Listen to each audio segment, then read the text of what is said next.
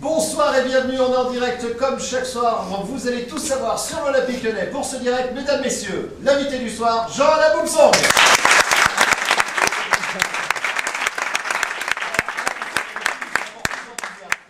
Mesdames, messieurs, Jean-Alain Boumsong.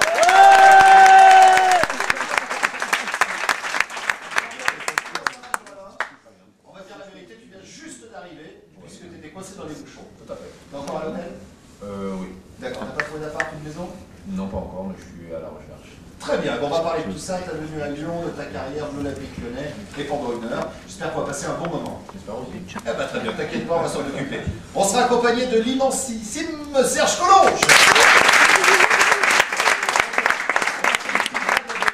que jamais sur ce plateau, Jean-Alain, on était tous avec une cravate. Et là, pour la première fois dans toute l'histoire de la chaîne, on a tous mis une cravate. Et Serge a pris visiblement la plus belle. Enfin, il a pris une cravate. Est-ce que tu pourrais bien rentrer à la... Voilà, ça c'est... Est-ce que je peux dire une cravate de con, par exemple, Serge? Voilà. Serge, on va parler évidemment de l'entraînement. Il y aura l'interview de Perrin, notre entraîneur. On va aussi parler bien sûr toujours de Manchester, J-6 de ce match de Ligue des Champions.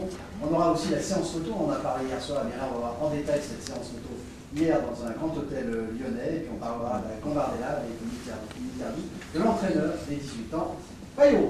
Très bien. On sera accompagné également de Gab.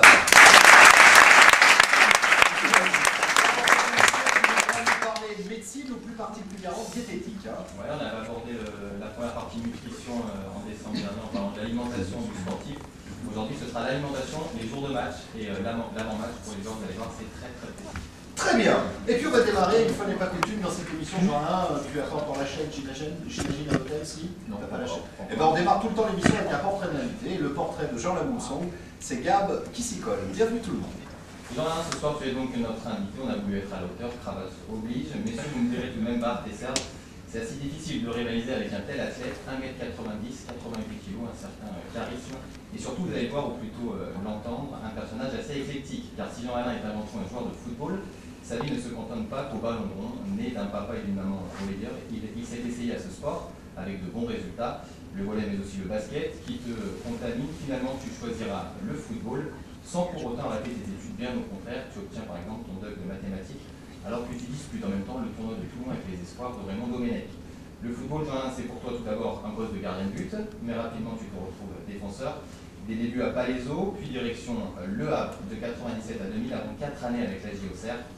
Certainement l'une de tes plus belles pages de ta carrière, avec notamment une Coupe de France remportée en 2003.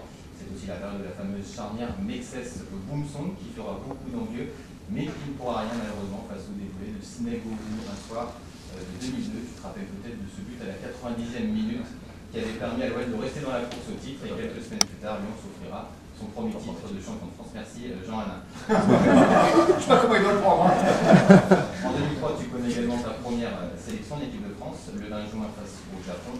Cela permettra notamment en finale de la Coupe du Monde 2006 avec l'équipe de France face à l'Italie.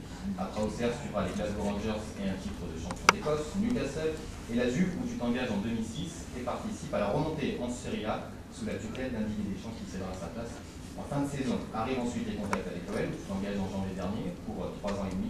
On découvre alors un homme attachant, accessible, quelqu'un qui n'a qu'une envie, jouer et se donner au maximum. Un vrai battant, un ravi de rejoindre les champions de France. Un rêve, tu diras même pour toi, l'amateur de lecture, de danse, de musique, de Beyoncé aussi, si je ne me trompe pas. Toi, le cousin aussi d'un footballeur, David Engel, de Parisien. L'OL, un rêve donc, un club avec qui tu avais déjà eu des contacts. Ton ancien entraîneur Didier Deschamps parle même d'un très bon choix sportif pour toi. Beaucoup de gens parlent déjà d'une charnière Chris Boumsong, guerre aux attaques inverses. Pour se frotter à ces deux molosses, il faudra vraiment avoir envie. Tu fais également le bonheur de ta maman, ravie de revenir, comme elle dit, chez elle. Lyon était même, elle était même prête à venir à pied, selon ses dires. D'ailleurs, Jean-Alain Boumsong, qui te connaît mieux que ta maman, à vrai dire? Qui pourrait nous parler de toi aussi, franchement? Alors, pour terminer ce portrait, donnons la parole à Marie-Jeanne Boumsong, maman de 6 enfants.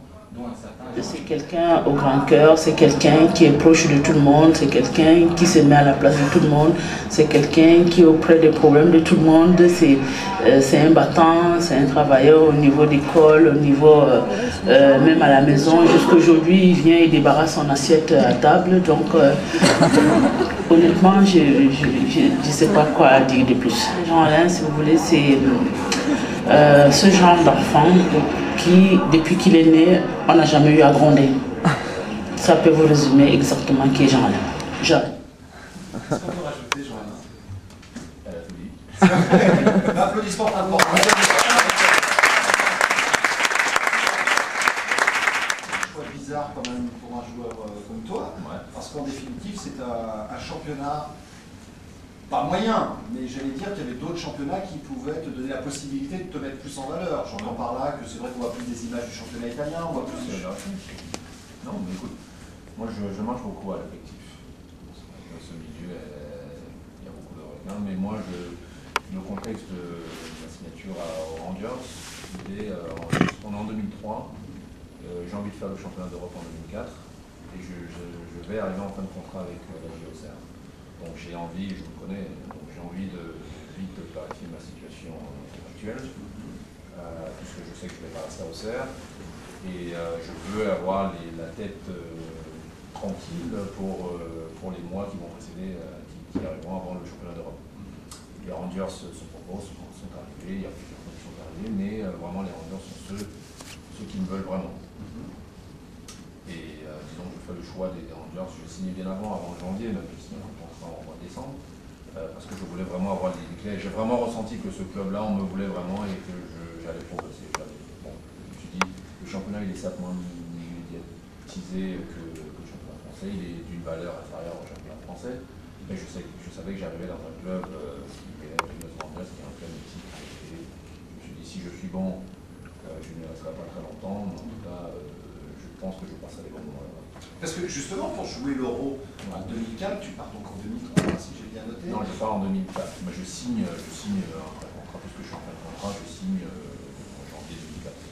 Est-ce que tu n'as pas eu l'impression que les gens pourraient penser que tu manques un petit peu d'ambition? Oui, j'ai eu droit. J'ai eu droit, mais vraiment, moi, j'étais tranquille. J'étais tranquille parce que je savais que, je sais pas, j'ai eu le sentiment que je savais que j'allais m'épanouir là-bas. Et j'ai surtout senti que les dirigeants, ils me voulaient. Ils voulaient bâtir une bonne équipe, et vraiment honorer un peu le blason des Rangers qui connaissaient une période un peu délicate, surtout pour Celtic, Celtic vient de gagner deux titres d'affilée, il fallait voilà, redonner une belle image à l'équipe. Donc il y avait vraiment une ambition de la part des dirigeants. Bon, moi ça m'a plu, À l'affectif, j'y suis allé, j'ai vu le président qui m'a rencontré en personne.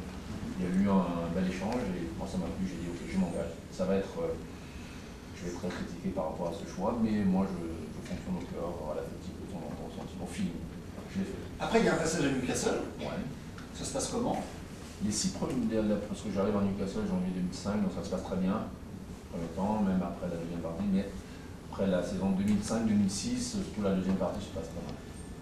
T'es pas dedans ou on te fait pas confiance? Je suis arrivé, il y a eu un gros transfert.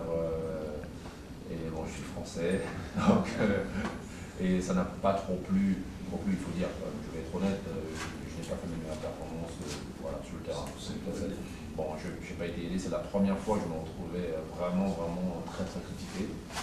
Et une première fois comme ça, quand on n'a pas beaucoup de soutien, l'entraîneur à l'époque me soutenait quand même, normalement, il s'est fait limoger à un moment donné. Et disons que j'ai été le bouc émissaire. Ça marchait bien. C'est la première fois quand tu as dit que justement tu deviens la cible un petit peu. À ce point-là, non. Si, bien sûr, j'ai été évité, mais à ce point-là, c'était trop injuste. C'était trop injuste, je trouvais. Donc quand ça marchait bien, c'était les autres, et dès que ça marchait pas, c'était moi. Donc tout le monde, en fait, toute l'équipe finalement, quand ça marchait bien, c'était eux, et quand ça marchait pas, c'était moi, donc ils se déchargeaient un peu de la pression qu'il y avait sur eux. Tu crois que ton coéquipier ont été... Ah oui, ils se déchargeaient, c'était bien, tranquille. Voilà, on pouvait perdre 3-0. Si Jean-Alain Mousson a fait une transversale, mais finalement le ballon a été récupéré, mais il y a un but derrière, bon voilà, ça va être lui. J'ai trouvé que c'était très injuste. Mais bon. Et à quel moment tu sens à la Juve que ça, justement, ça commence à sentir pas bon? À la Juve? Ouais. Non, à la Juve, c'est quand... Parce qu'il y a changement d'entraîneur. Déjà, il faut expliquer aussi le changement. Je suis à Newcastle, je peux y rester parce que l'entraîneur qui arrive quand même, il y a un changement d'entraîneur. Il me soutient aussi. Mais à un moment donné, bon, il faut qu'il fasse des choix. Il a mis devant et puis que derrière, ça a remarché. Bon, moi, j'ai compris. Hein. On ne change pas l'équipe qui gagne. Et la Juve arrive. La Juve arrive en Série B. Et bon, je joue quand même en première ligne. Je suis international, je viens de faire la finale de la Coupe du Monde. Bon. C'est la Juve, bien sûr, mais c'est quand même la Série B. Mais s'il n'y a pas d'échange, je veux dire, je pense que il y a des chances que je n'y aille pas, même si c'est la Juve. Hein, parce que bon, moi je dis que je fonctionne au feeling. Il faut vraiment, pour moi un club c'est les hommes. C'est les hommes qui font. Bon, après il y a les titres, mais c'est comme dans la vie. Comme dans la vie, oui.